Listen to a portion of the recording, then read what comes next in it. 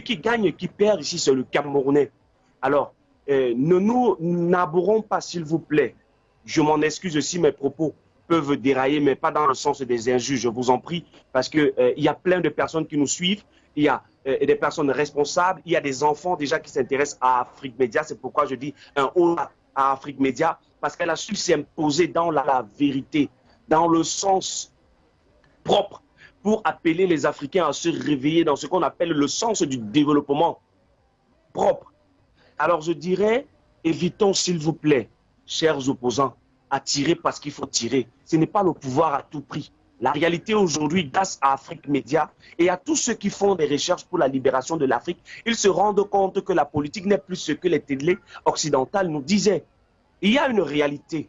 Au Cameroun, on ne pouvait être libre parce que nous sommes encore dépendants. Vous n'en voudrez pas par le président Biya pendant 36 ans. Moi, je l'en veux, c'est vrai. Mais lorsque je suis devenu conscient de parler, les personnes qui sont passées au travers d'Afrique Média, Dakani, le G20, et même vous, Emmanuel Kouné et d'autres, par rapport aux enseignements que vous donnez, vous nous réveillez sur un fait. Mais je déplore ceci, s'il vous plaît. La réalité est que un père ne peut pas avoir, il est dans une famille.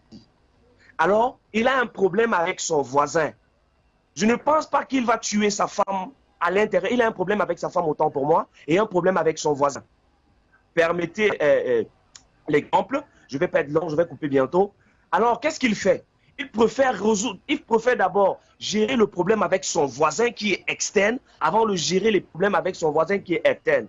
Nous allons ceci, j'aimerais que tous les Camerounais apprécient d'abord ceci. Le président Biya a réussi dans ce qu'on appelle la politique extérieure. Pendant 36 ans, il a protégé le Cameroun et il a permis de libérer le Cameroun. Celui qui n'est pas reconnaissant à cela, je ne vais pas le forcer. Reconnaissons déjà ça. De deux, les Camerounais peuvent, dans leur pays, devenir riches. Ça veut dire faire une activité dans laquelle ils deviennent riches. Même comme c'est difficile, la preuve.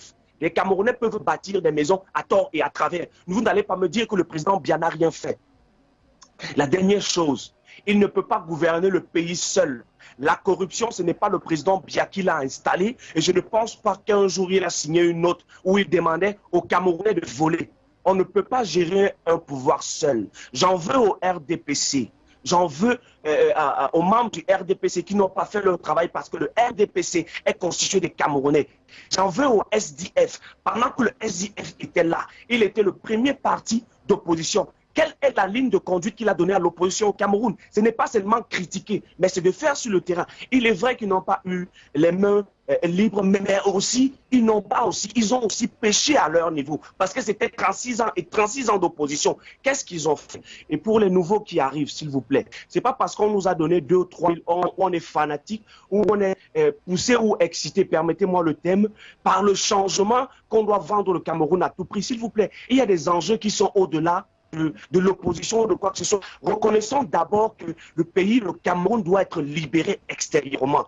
Ayons la gestion économique, la gestion financière, la gestion de nos ressources. Je pense maintenant que nous pouvons instituer ce qu'on appelle, déjà on s'exprime au Cameroun, donnons ça au président Biya. On s'exprime au Cameroun. Il y a la liberté d'expression. Chacun peut dire ce qu'il veut comme il veut. Avant que Afrique Média ne mette les thèmes pour chuter, au niveau de la télé, chacun appelait et disait du n'importe quoi. Ils insultaient n'importe qui, comme ils veulent. Il y a la liberté d'expression. Sinon, les gens ne se lèveraient pas et disent Paul Biya, vieux, il doit partir, il est laid, c'est un bandit, tout ceci. Mais non, reconnaissons au moins qu'il a fait ce qu'il peut. Et je pense que, chers Camerounais, je ne suis pas un biaïste, je suis un Camerounais. Pensons d'abord à la nation avant tout. Qui est celui qui nous a garanti la paix? Jusqu'à aujourd'hui, on ne mange pas la paix, mais c'est vrai, allez dire ça aux gens du Nord-Ouest et du Nord.